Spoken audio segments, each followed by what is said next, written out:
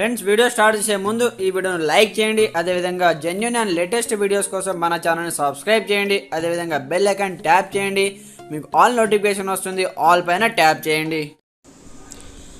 Hi friends, welcome back to our channel. So friends, మనకు రుణమాఫీకి సంబంధించి కట్ ఆఫ్ తేదీ అయితే విధించడం జరిగిందన్నమాట. దానికి సంబంధించిన కంప్లీట్ ఇన్ఫర్మేషన్ వీడియోలో తెలుసుకుందాం. ప్రతి ఒక్కరు సపోర్ట్ చేయండి, లైక్ చేయండి, కామెంట్ చేయండి, మీ ఫ్రెండ్తో షేర్ చేయండి. మరి ఇంకెందుకు ఆలస్యం, లెట్ స్టార్ట్ అవర్ టాపిక్.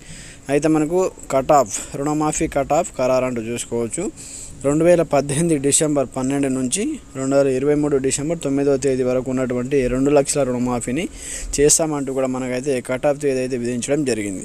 ఒక్కో కుటుంబానికి 2 లక్షల రుణమాఫీ చేస్తాం. ఒకే విడతలో 2 లక్షల రుణమాఫీ చేస్తామంటూ చూసుకోవచ్చు అనమాట. అయితే ఒకే విడతలో 35,000 కోట్ల నిధులు అవసరం అవుతాయని అంచనా. భూమి, పాస్బుక్, రేషన్, అలాగే ఆధార్ కార్డ్ ప్రామాణికంగా అర్హత. అయితే చూడండి, మనకు 2 లక్షల రూపాయలు ఒక్కో కుటుంబానికి చేస్తారు. ఒకే విడతలో 35,000 కోట్ల నిధులు అవసరమవుతాయని అంచనా వేయడం జరిగింది.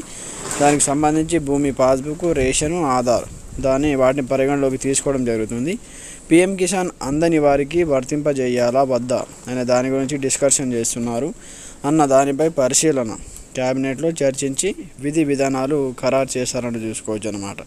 అయితే మనకు రైతుల రుణమాఫీ విషయంలో కృత నిశ్చయంతో ఉన్న రాష్ట్ర ప్రభుత్వం ఇందుకు అవసరమైన ప్రణాళికను వేగంగా రూపొందిస్తుంది. ఇప్పటికే నిధుల సమీకరణకు చర్యలు ప్రారంభించగా తాజాగా కట్ ఆఫ్ తేదీపైన ఒక నిర్ణయానికి వచ్చినట్లు తెలుస్తుంది. 2018 డిసెంబర్ 12 నుంచి 2023 డిసెంబర్ 9వ తేదీ వరకు రుణాలు తీసుకున్న రైతులకు 2 లక్షల చొప్పున మాఫీ చేయాలని ప్రభుత్వం నిర్ణయించినట్లు విశ్వసనీయంగా తెలిసింది. ఈ కట్ ఆఫ్ తేదీ ప్రకారం రుణమాఫీకి దాదాపు 35,000 కోట్ల మేర నిధులు అవసరమవుతాయని కూడా అంచనా వచ్చినట్లు సమాచారం.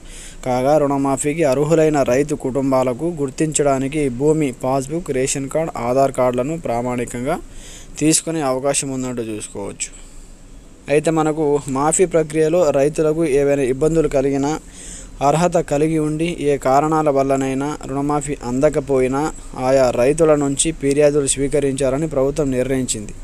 ఇందుకోసం ప్రత్యేకంగా గ్రీవెన్స్ సెల్స్ను ఏర్పాటు చేయనుంది.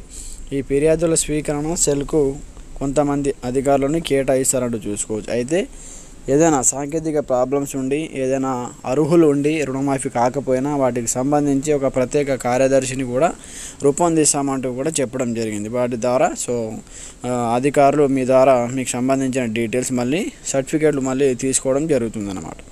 వారు సంబంధిత బ్యాంకులతో మాట్లాడి రైతులకు రుణమాఫీ అందేలా చర్యలు తీసుకుంటారంటూ చూసుకోవచ్చు. భారమైన బాధ్యతగా అంటూ కూడా చూసుకోవచ్చు. అయితే బీఆర్ఎస్ ప్రభుత్వ హయాంలో పెండింగ్లో ఉన్నటువంటి రుణాలను కూడా కాంగ్రెస్ ప్రభుత్వం మాఫీ చేయనుంది. 2014లో తొలిసారి అధికారం చేపట్టిన బీఆర్ఎస్ ఎన్నికల సమయంలో రైతులకు 1,00,000 చొప్పున రుణమాఫీ చేస్తామని హామీ ఇచ్చింది. ఇందుకోసం 2014 ఏప్రిల్ 1 నుంచి 2018 డిసెంబర్ 11 వరకు కట్ ఆఫ్ తేదీగా పేర్కొంది. అయితే ఏడాదికి 25,000 చొప్పున 4 ఏళ్లలో 1,00,000 మాఫీ చేస్తామని చెప్పినా పూర్తి స్థాయిలో అమలు చేయలేకపోయిందంటూ చూసుకోవచ్చు. దీంతో దాదాపు 8,500 కోట్ల రుణాలు పెండింగ్లో ఉండిపోయాయంటూ కూడా చూసుకోవచ్చు. కాగా గత ఏడాది డిసెంబర్లో అధికారంలో వచ్చిన కాంగ్రెస్ పార్టీ రైతులకు 2 లక్షల మేర రుణమాఫీని ఒకే దఫాలో చేస్తామని హామీ ఇచ్చిందంటూ కూడా చూసుకోవచ్చు. సో ఫ్రెండ్స్, కంప్లీట్గా మనకు ఒకే దఫాలో 2 లక్షల రుణమాఫీ చేస్తామంటూ కూడా కాంగ్రెస్ ప్రభుత్వం హామీ ఇచ్చింది కాబట్టి ఆల్రెడీ మనకు కట్ ఆఫ్ తేదీ కూడా విధించడం జరిగింది. అలాగే ఈ మేరకు రైతుల వివరాలు సేకరించింది. ఇందులో గత ప్రభుత్వం పూర్తి స్థాయిలో రుణమాఫీ చేయకపోవడంతో చాలామంది రైతులకు మాఫీ అందలేదని తేలింది.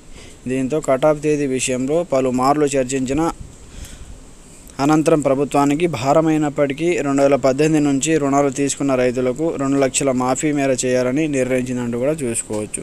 సో ఫ్రెండ్స్, కంప్లీట్గా మనకు 2 లక్షల రూపాయలకు 2018 నుంచి 2024 వరకు తీసుకున్నటువంటి రైతులకు మాఫీ చేస్తామని ప్రభుత్వం హామీ ఇచ్చింది. విడతలుగా కాకుండా ఒకేసారి మాఫీ. ఇక చూడండి, విడతలుగా కాకుండా ఒకేసారి మాఫీ. రుణమాఫీని విడతల వారీగా కాకుండా ఒకేసారి చేసే ఆలోచనలో ప్రభుత్వం ఉంది.